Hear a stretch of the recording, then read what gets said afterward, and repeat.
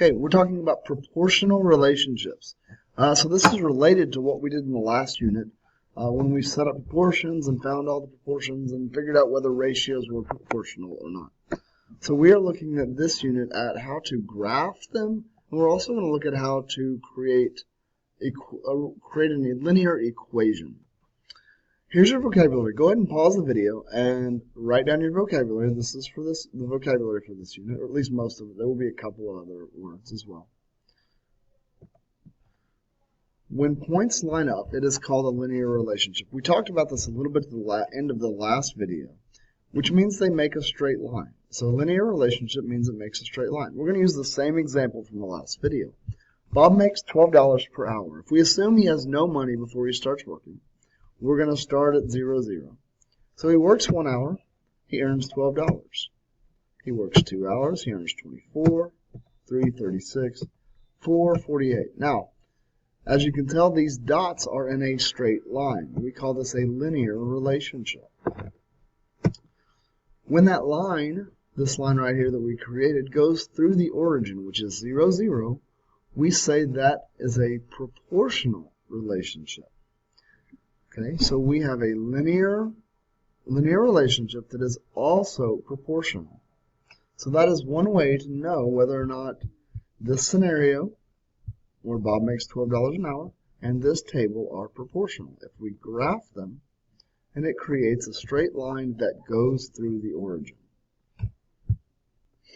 Okay, so this means that when we set the coordinates up in ratios, comparing the change in y over the change in x, the delta symbol, remember that means y, so this is the change in y, this is the change in x. They will be, I want you to fill in that blank. Remember the definition of proportion. Okay, now I realize the wording up here is a little confusing, but we're going to see if we can make it a little bit more clear. So Bob makes $12 an hour. We're still assuming he doesn't have any money. So we're going to look at the first change, the change between my first x value, where's my cursor? First x value and my second x value. The change is 1. So my change in x is 1. My change in y is 12. So my first ratio is 12 over 1. Okay, simple enough. The ratio between the change in y, which is 12, over the change in x. So the change in x of the second numbers is 1. The change in y of the second numbers is 12. We need to write the change in y over the change in x, so our second ratio is also 12 over 1. The change in x for the third time is 1. The change in y is 12. So again, our third ratio is 12 over 1. Clearly, these ratios are equivalent. So if you remember that a proportion is defined as equivalent ratios,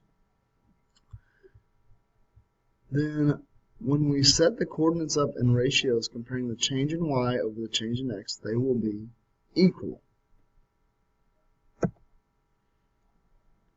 So what happens when the ratios are not the same? So a while ago, it was 12 to 1, 12 to 1, 12 to 1. What happens when it's not quite that nice? So if we look, I'm going to do this a little bit quicker. If you need to back up, you can. Bob makes $12 an hour. Same scenario, similar table, but we're just skipping some hours. For 1 hour, he makes 12.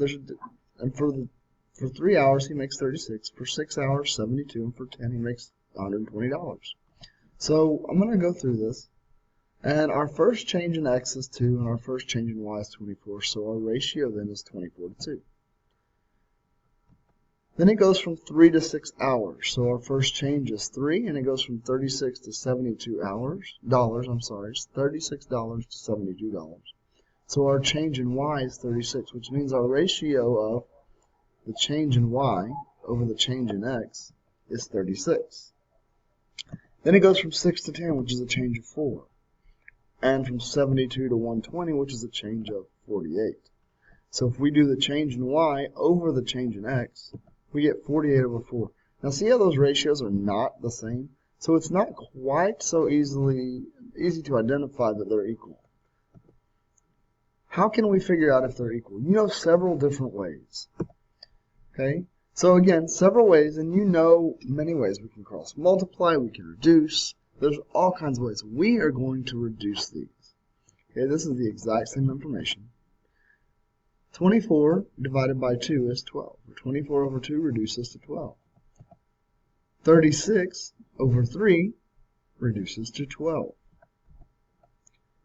48 over 4 reduces to 12. You could also write it as 12 over 1, and that would be okay. So these ratios are equivalent. Therefore, this is a proportional relationship. 12 is also called the constant rate of change. Now, we'll get into that a little later. But just be aware that 12 is also called the constant rate of change because it constantly changes at a ratio of $12 to 1 hour, which is exactly what our scenario tells us, $12 per hour. Any relationship with a constant rate of change is also a linear relationship. That's an important thing. You need to remember that. Make sure you write that down. Any relationship with a constant rate of change is also a linear relationship. Do you remember what linear means?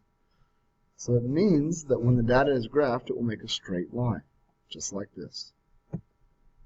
Okay, and that's all for proportional relationships. Next video will be over non-proportional relationships.